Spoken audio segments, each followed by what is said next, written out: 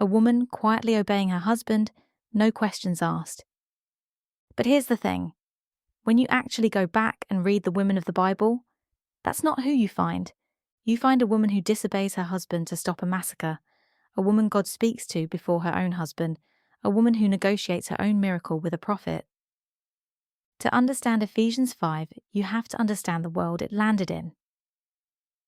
The Greco-Roman household Paul was writing to ran on something called the paterfamilias structure, literally, father of the family.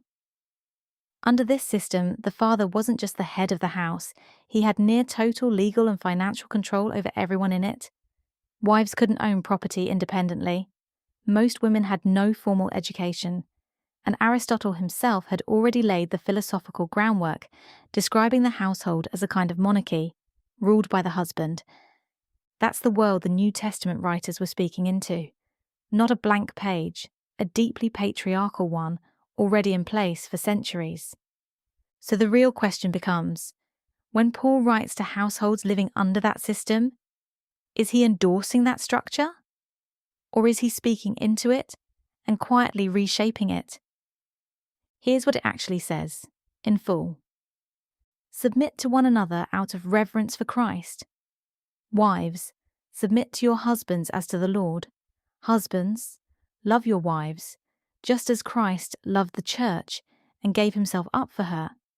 In the same way, husbands ought to love their wives as their own bodies.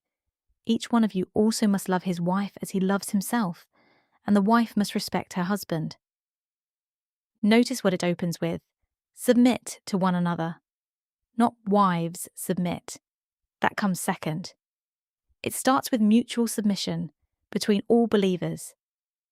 The Greek word there is hupotasso, to willingly place yourself under in service to another. Some scholars argue this isn't about a chain of command at all. It's about mutual, voluntary care. Kind and compassionate to one another, deferring to one another, not commanding, serving. Now, to be fair to the text, there are genuinely two major ways Christians read this passage, and both are held by serious, Bible-believing scholars. Let's lay them both out. View 1. Authority-based submission.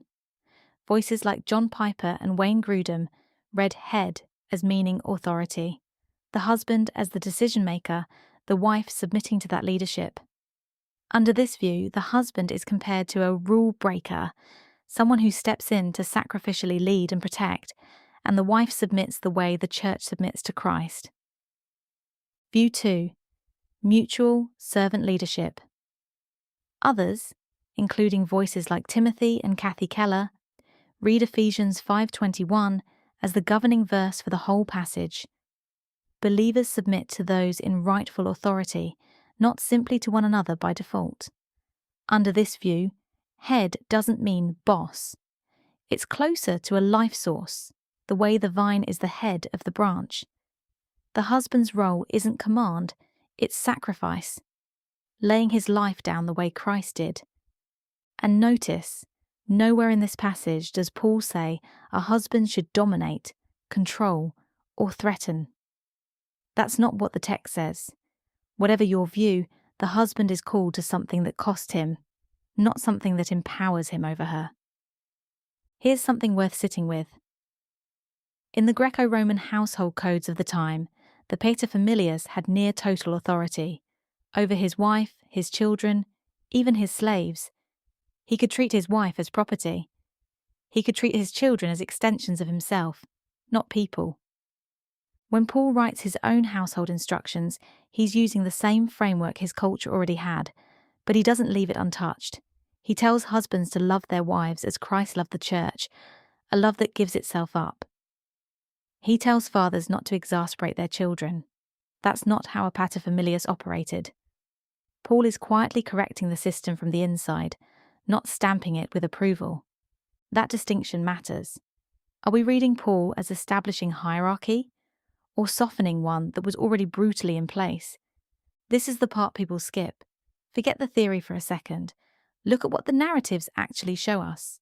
Abigail, 1 Samuel 25. Her husband Nabal is described plainly as a fool. When David's men come in peace, Nabal insults them and puts his household in danger. Abigail doesn't ask Nabal's permission. She deliberately keeps her intervention secret from him, takes command of the estate's resources, rides out, and meets an armed king face to face, alone. Her wisdom stops a massacre. David himself praises her judgment.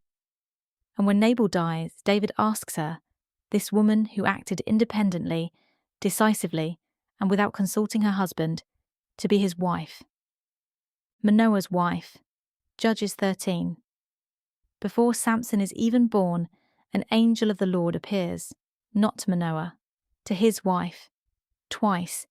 She's the one who receives the instructions for raising Samson.